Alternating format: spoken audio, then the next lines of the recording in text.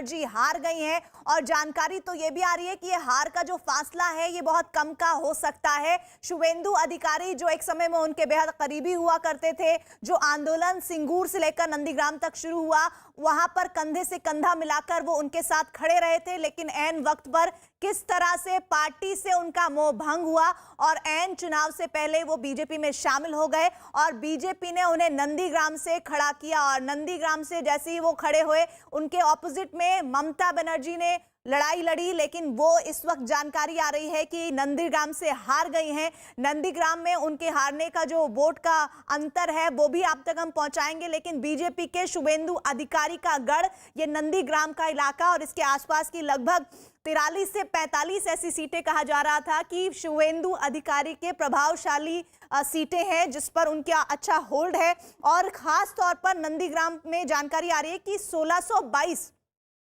वोटों से हार गई है ममता बनर्जी। नंदीग्राम में शुवेंदु अधिकारी की जीत हुई है, 1622 वोटों से वो जीते हैं, लेकिन ममता बनर्जी के लिए ये हार उनकी उस जीत पर काफी भारी पड़ सकती है जो कि उन्हें मिल रही है हैट्रिक लगाने के साथ ही, क्योंकि ममता बनर्जी और पूरी टीएमसी के लिए ये जीत लेना इस सीट को बहुत अहम था, क्योंकि ये कहा जा रहा था कि वो भवानीपुर और नंदीग्राम दोनों सीटों से लड़ेंगी, लेकिन अंत में उन्होंने फैसला किया कि वो नंदीग्राम से ही लड़ेंगी और भवानीपुर सीट उन्होंने छोड़ दी। लेकिन अब 1622 वोट से शुवेंदु अधिकारी की जीत की जानकारी वहां पर आ रही है और नंदीग्राम सीट में ये बड़ा नतीजा आपके सामने। सबसे ज्यादा अगर कोई भी हाई प्रोफाइल सीट थी तो वो थी नंदीग्राम, जिस पर सबकी निगाहें थी कि ममता बनर्जी इस सीट से जीत पाती हैं नहीं जीत पाती हैं, क्योंकि शुवेंदु अधिकारी का काफी होल्ड नंदीग्राम में है और नंदीग्राम में होल्ड रखते हुए वो टीएमसी छोड़कर बीजेपी पहुंच गए थे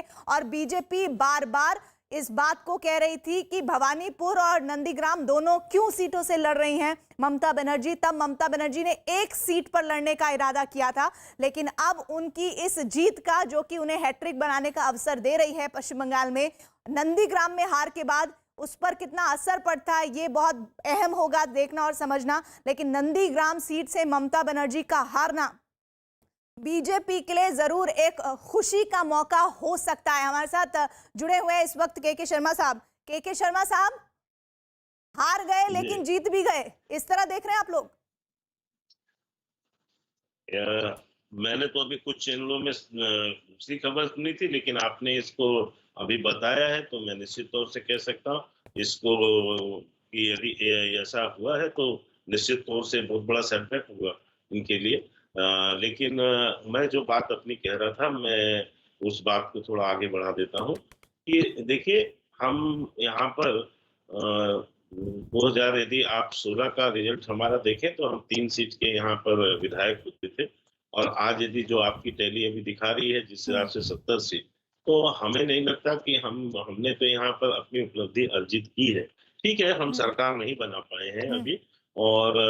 लास्ट रिजल्ट तक क्या होगा मैं अभी नहीं कह पाऊंगा उस पर, लेकिन अभी तो दिख रहा है कि हम सरकार नहीं बना रहे हैं। लेकिन 3 से यदि हम 70 आए हैं तो निश्चित तौर से हमने वहां पर उपलब्धियां अर्जित की है, वहां हमें जनता का समर्थन मिला है, एक नई पीठ हमने वहां खड़ी की है और ये हमारे लिए वहां और अवसर है संघर्ष के लिए कि हम संघर्ष करके, और ये ट्रेंड भी रहा है, हम आसाम में भी पिछले कई बार से चुनाव में भाग लेते रहे हैं, लेकिन वहां हमें जीत नहीं मिली। जब जीत मिली तो एक बार हमने सरकार बनाई तो दूसरी बार हमारी सरकार बन गई और इस तरह ये 5 राज्यों के अभी जो चुनाव है उसे पांडिचेरी में हमारी हमने साउथ इंडिया में एक दरवाजा खुला वहां पर अपने लिए, हम वहां पांडिचेरी में अपनी सरकार एनडीए की बना रहे हैं। तमिलनाडु में हमारे जो है सीट उसमें बढ़े हैं, वोट भी बढ़े हैं, तो वहाँ हमारी मजबूत स्थिति है, ऐसे ही हार नहीं है जैसे वहाँ हार जीत होती रहती थी। केरल में भी हमने खाता खोला है। तो यदि आप देखें तो ये चुनाव जो था, यदि क्योंकि हम एक राष्ट्रीय पार्टी, हम इसको राष्ट्रीय परिप्रेक्ष्य में भी देखते हैं। ठीक है, पश्चिम बंगाल बहुत चर्चा में रहा और चर्चा करवाने का श्रेय भी हमें ही जाता है, इसीलिए क्योंकि इन 5 सालों में हम 3 विधायक की पार्टी होने के बावजूद ही वहां पर कम्युनिस्ट और कांग्रेस